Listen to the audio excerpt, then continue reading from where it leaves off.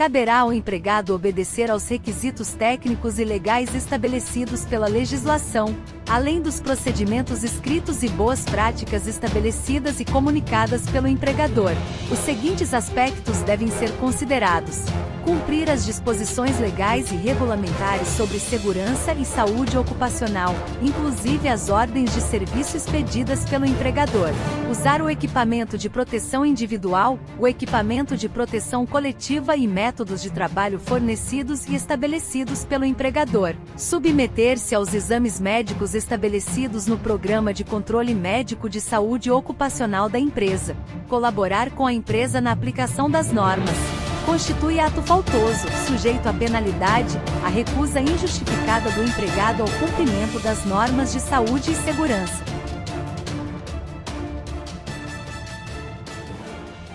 O alerta de raios indica o acontecimento de raios e determina a paralisação de atividades com exposição a esse risco.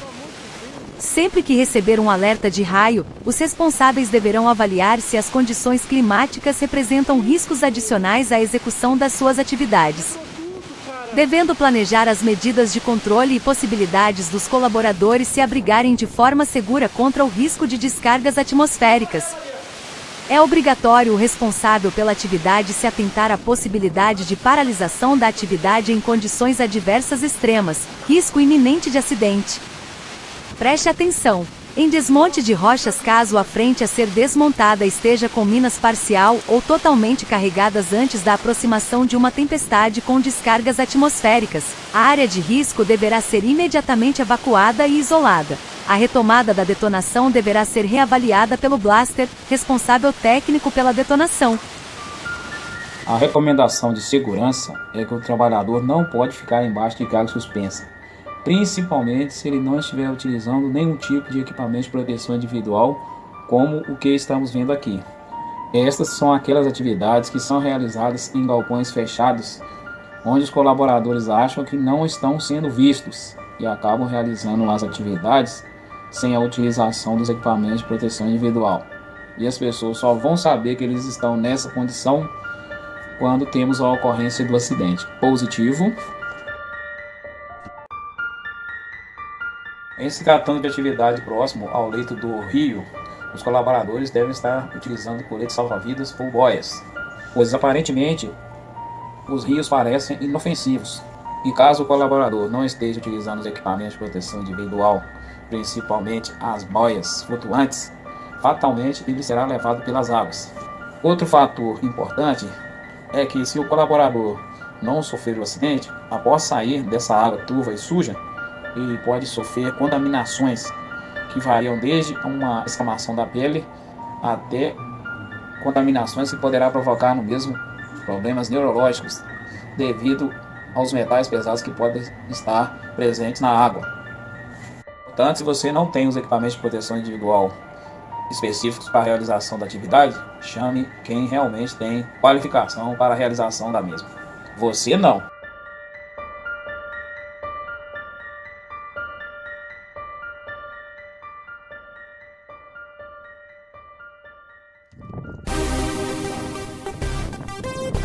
A vara de manobra telescópica tem 7 elementos e atinge o comprimento total de 9,15 metros. Portanto, se o colaborador não estiver bem de saúde, não vai conseguir realizar essa atividade de forma segura. Para atingir a altura adequada de trabalho, o eletricista deverá avaliar o número de elementos necessários e separar essa quantidade do total, sendo que os elementos restantes desnecessários para aquela tarefa deverão permanecer na sacola de lona. Com vistas à segurança, o número mínimo de elementos para a utilização da vara telescópica é 3. O eletricista deverá avaliar a altura de trabalho para saber quantos elementos da vara serão necessários. Abrir a sacola de lona e retirar os elementos necessários para a tarefa, e guardar recolhidos na sacola os elementos que não serão utilizados.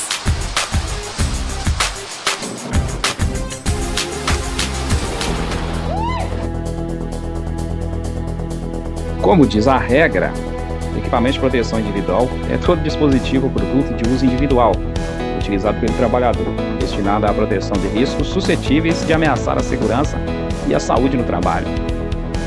Mas, todavia, Por quebra de protocolo, tem alguns colaboradores que ignoram o uso do equipamento de proteção individual.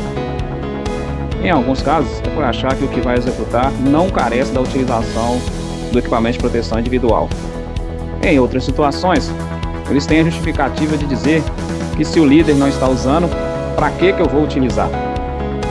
Ou aquela outra narrativa de dizer que já faz aquela atividade há muito tempo e que não aconteceu nada com ele até hoje.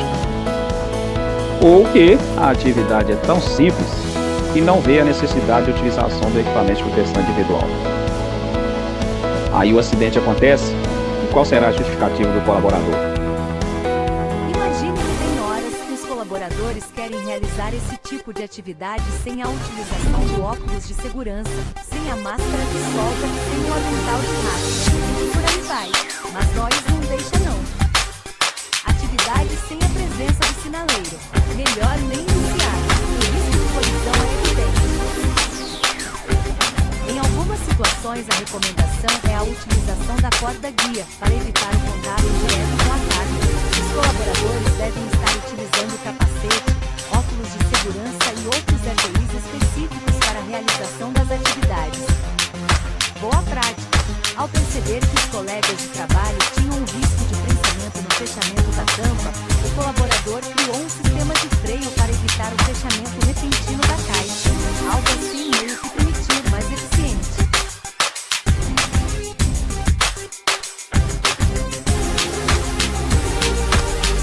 Bom dia!